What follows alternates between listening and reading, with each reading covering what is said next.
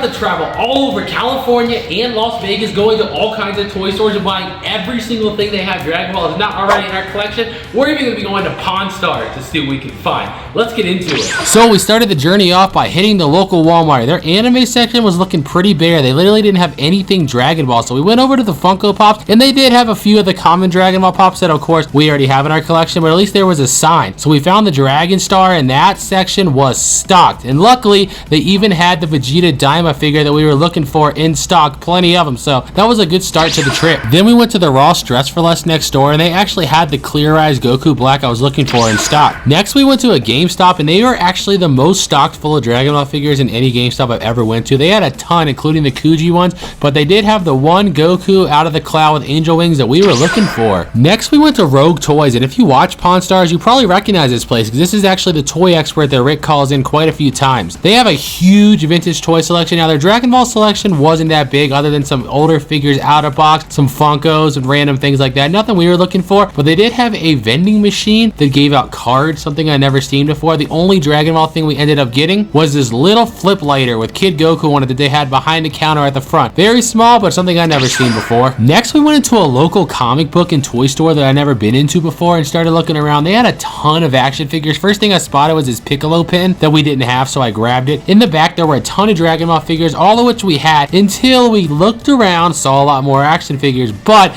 in the very back, I finally saw the Blood of Saiyans Broly figure that I've been looking for quite a while now in the Dragon Ball Z version. We found a Purunga pin as we were leaving, and then this guy actually had a friend that had a resin printer. They custom made a Broly and Super Saiyan God Vegeta, which was sick, but just a little too expensive for me to be, you know, an unlicensed product. And then as we were leaving, they had mystery boxes for 25 bucks, so you know I had to. $25 mystery box. A Ron Weasley Harry Potter Funko Pop, Black Widow Marvel figure, D&D type dice, the Nun little horror figure. Actually, this opens, don't it?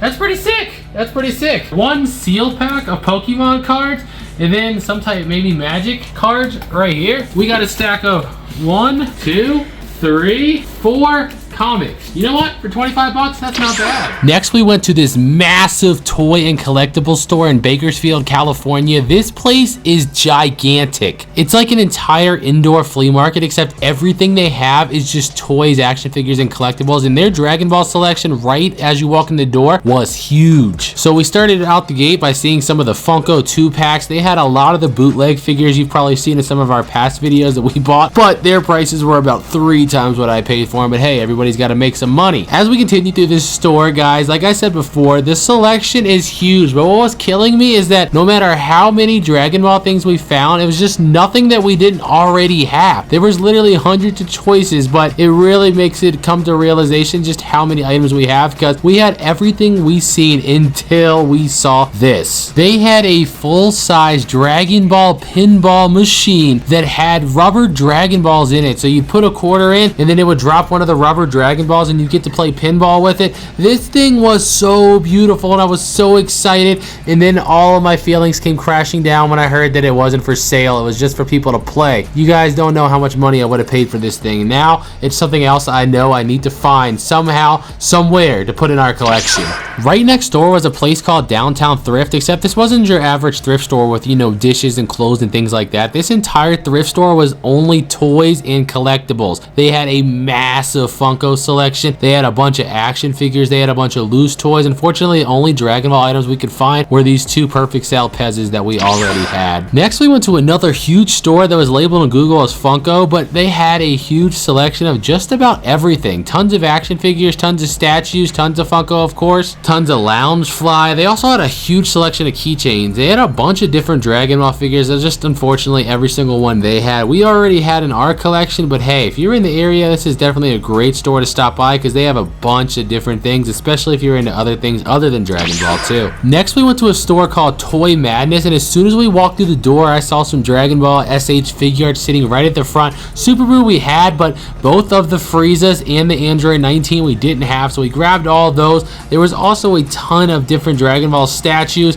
some Loungefly, and a whole bunch of other anime figures and products, but everything else other than those SH figure arts we already had in our collection. But hey, still super super fun place to check out. The total in those three figures were 170, 130, 100. That totals up to 400, yet our total after all taxes was 334. I'm not a mathematician if that doesn't quite add up. I'm not complaining, just saying. Next, we stopped at Walmart to grab groceries, and I found this guy just sitting there waiting for me. We've been back and forth across this country many times, and we're now heading to my favorite toy store in America called The Cave. They have multiple locations here in Northern California, and they have the most stuff you'll ever see. I'm so excited. I know we're gonna hit a jackpot there. So we began the long journey up to Sacramento, California, and guys, we are trying to hit 100,000 subscribers on this channel. So if you're not subscribed, can you go ahead and hit that button for us? Over 75% of you guys watching right now aren't subscribed. So let's get to that 100,000 and let's go to the best toy store ever. So we arrived at The Cave's first location, and let me tell you, when you first walk in here, it's just overwhelming because it's just so huge.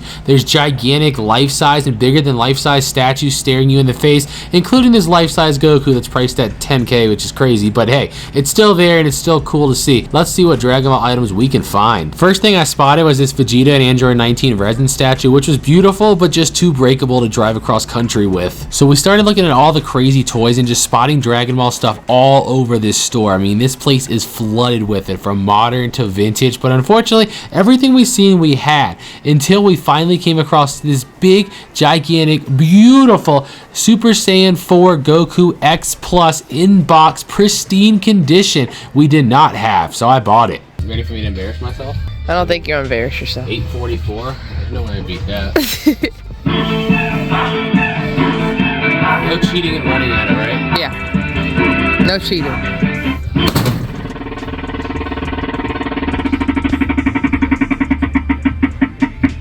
Not bad. Not bad. You know, if you embarrass me and hit higher than me in front of YouTube, I'm gonna have to go hide, right? You're gonna edit it out. Probably. Give it a good right hand, right hook. That was a nice right hook, actually. Pretty close. Not bad. That's a hard hit. I wouldn't want to get hit with that right hook. Now this is why we do it. You know, remember when we went to that anime shop last year in California? They had this thing marked as $799. It's ridiculous. $250, a little tiny bit high, but they gotta make money too, and I'm okay with paying a little markup. So this cave location we've never actually been to before, but they posted on their Instagram yesterday something really cool Dragon Ball that I know for a fact we don't have, and I'm just crossing my fingers that it's still in the store. Nobody's got it yet. We'll be there 10 minutes. So we headed to the cave's second location, and right when you walk in, there's literally life-size Simpsons staring at you. This store is just something different, and if you've never been before, you really need to, because so far I've driven across this country and never found anything like it. So we found all kinds of Dragon Ball in this location. Everything I seen out of the gate we'd already have. Then I found the reason we came, this beautiful knife set. I bought all 5 of these because I didn't have any of them, and those are just absolutely beautiful. After grabbing the knives, we went back to that corner and started to realize that almost all these figures looked familiar, but all the way in the really back there was one Goku figure that I know we didn't have. It ended up being a lottery exclusive, you know, 20th anniversary Dragon Ball figure, which was super sick, so we grabbed it to add to the collection. One of my favorite things about coming to the West Coast, all the epic toy stores, but the best thing about coming to the West Coast, In-N-Out Burger. Best cheeseburger in the United States, let's be real, there's no comparison. Next we went to the third cave location, which is actually the original one we found years ago when we were out here, and the only reason we know this place exists. This one is probably the biggest of all of them if I had to take a guess just first glance, but they were loaded once again with Dragon Ball merchandise all over the place. Vintage, modern, new, pre-owned, in cases, all kinds of beautiful stuff, but unfortunately every single thing we found in this store we already had in our collection, so nothing new to add from here. Don't say anything, but I'm pretty sure we're tailing behind Bulbasaur right now. I had no idea he lived in California. Next we went to a box lunch in the mall, and they were actually loaded. We found all kinds of little Dragon Ball Daima figures we didn't have before. 3 of them in box that I never had or never grabbed to the collection before, and then I finally found the freaking Piccolo Daima SH Figuarts, which I've been looking for a very long time, so that was probably what made me the most happy in this mall, but overall it was a big score. And as we were checking out, I found a Goku chocolate bar. Next door we saw this other store that looked like it had had a bunch of anime stuff and a really cool floor. So we figured, hey, let's go in and see what we see. There was a lot of these 3D posters and then the absolute motherload of bootlegs. Like, seriously, what even is this? It says Dragon Ball Super and it's Perfect Cell. That's not right. Why is Super Saiyan Blue Goku with Cell and Gohan? And why is Perfect Cell's new name Super Saiyan 2? It's not even like a name. It's just a form. His name is Super Saiyan 2. That has to be the worst pop I've ever seen in my life.